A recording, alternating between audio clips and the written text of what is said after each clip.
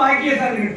சட்டதான் சொல்லுவாங்க, பாக்கியம் உள்ளவர்களுக்கு அது கிடைக்கும். அதனால இந்த சுந்தரகாண்டம் இவ்வளவு அழகாக கேட்க கேட்க இன்னும் ஒரு மணி நேரம் சேர்த்து கேட்க மாட்டோமா அப்படிங்கிற அளவுக்கு ரொம்ப பிரமாதமா சொன்ன பாலராமனுக்கு சர்வே ஸ்ரீராம் சர்வே ஸ்ரீராம் அதுல ஸ்ரீராமன் தான்.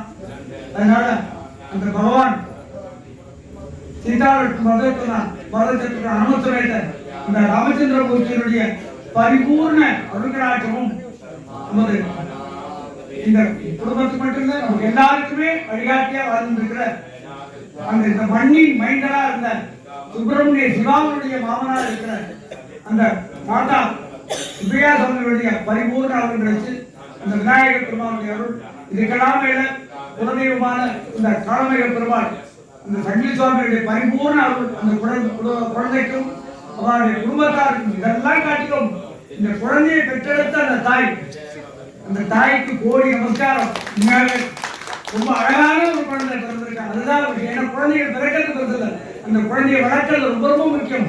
அது இந்த கலியுகத்துல உண்மையாக ஒரு சத்புருஷனாக ரொம்ப அழகா வருங்காலத்துல மிகப்பெரிய நிறைய கதைகள்லாம் கேட்டிருக்கோம்.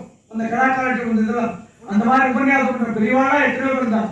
அதெல்லாம் காட்டும் இந்த கலியுகத்துல மிகச்சிறந்த ஒரு வித்வானாக அந்த சத்விஷயங்களை மக்களுக்கு சொல்லக்கூடிய ஒரு வாய்ப்பை பகவான் கொடுத்திருக்கார். அதை பயன்படுத்தி இன்னும் அவர் தன்னை வளர்த்துக்கிட்டு நம்மள மாதிரி அதாவது எதுவுமே அறியாத பாமரனா இருக்கணும்.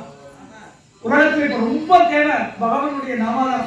அந்த பகவானுடைய நாமாவை நம்ம சொல்றதுக்கெல்லாம் ஒரு தூண்டுதலா இருக்கிற அந்த குழந்தைக்கு மனப்பூர்வமான வயது மூத்தவர்களுக்குள்ள ஆசீர்வாதத்தை தெரிவித்து எல்லோருக்கும் சிரவணம் பண்ண அத்தனை பேருக்கும் இங்க இருந்தவா பயிற்சி மூலியமா கேட்டவா எல்லாருக்கும் பரிபூர்ண அவரோட அந்த குருநாதரும் அந்த தெய்வத்துடைய அருளும் எல்லாரும் கிடைக்கணும் பிரார்த்தனை முடிக்கிறோம். ஜானகி காந்த ஸ்மரணம்